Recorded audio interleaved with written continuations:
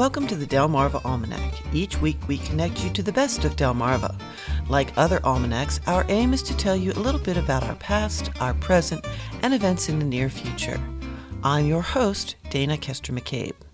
Adventuresome socialites of the Jazz Age were stock characters in films of the 1930s. Delaware's own Louisa Carpenter could have been the inspiration for many of the screwball comedies and romantic dramas of the period. Born in 1907 into the wealthy DuPont family of Wilmington, Delaware, Louisa was a tall, attractive blonde and full of fun. She could have cared less about the trappings of being an heiress. She preferred trousers to more conventional women's dresses. She loved the outdoors, horseback riding, and fox hunting. A progressive feminist, she was the first female master of the hounds in the United States. She was also one of the first American women to become a licensed airplane pilot.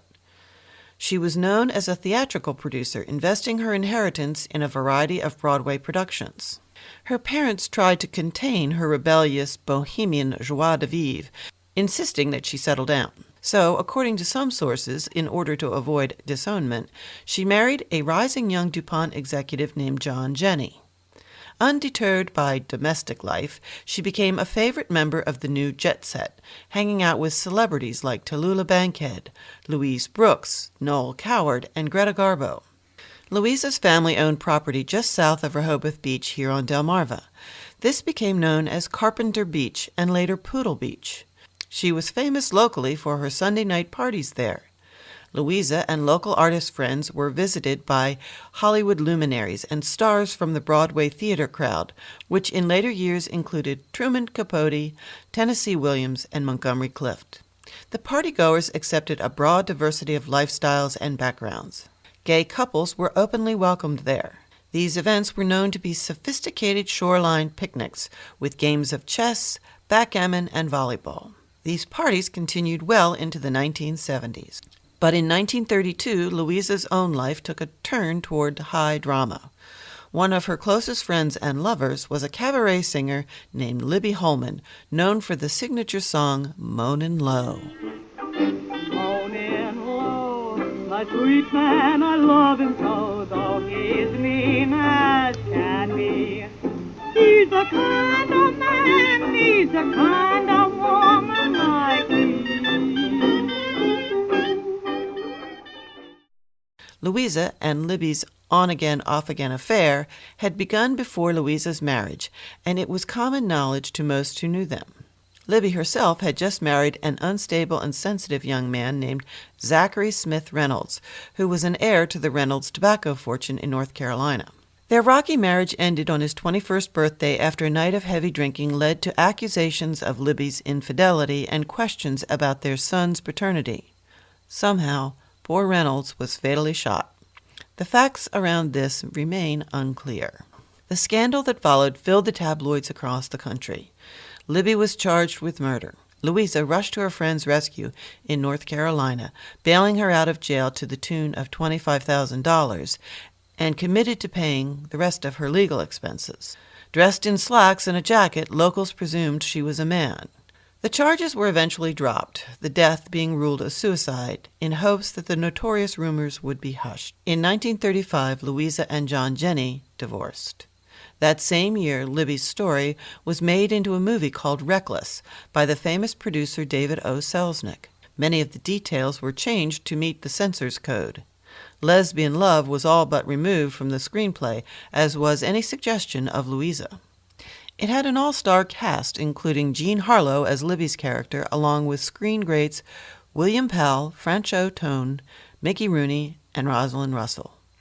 Harlow resisted the role because her own second husband, Paul Byrne, had committed suicide. With production almost complete, MGM studio executives suddenly decided to change it from a straight drama to a musical. The resulting movie failed miserably, much to the relief of Louisa and Libby. For some time following the tragedy, Louisa and Libby lived together, retreating to raise Libby's son. In those days, this arrangement was referred to by some as a Boston marriage. They adopted a daughter together. The two women were often seen in matching clothes and haircuts. Libby Holman continued her singing career and eventually became an active supporter of the civil rights movement.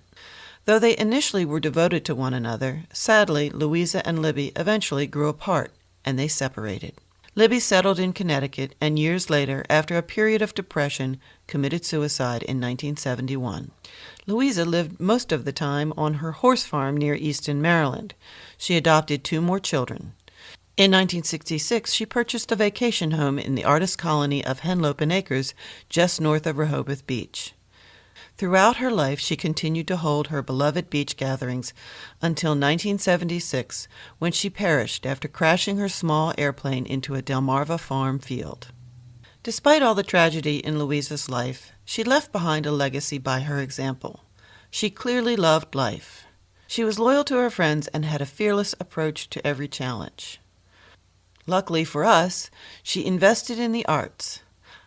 Her parties helped nurture the community of talented and irrepressible artists that has since flourished on Delmarva's coast. Here's to you, Louisa.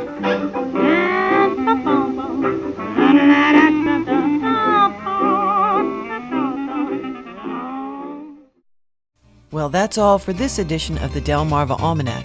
We'd like to thank our community partners, the Friends of Delmarva Public Radio, the Community Foundation of the Eastern Shore, and underwriters, eatdrinkbuyart.com, for their help in bringing this program to you, our audience. Our theme music was provided by Brightside Studio. This show has been a Moonshell production.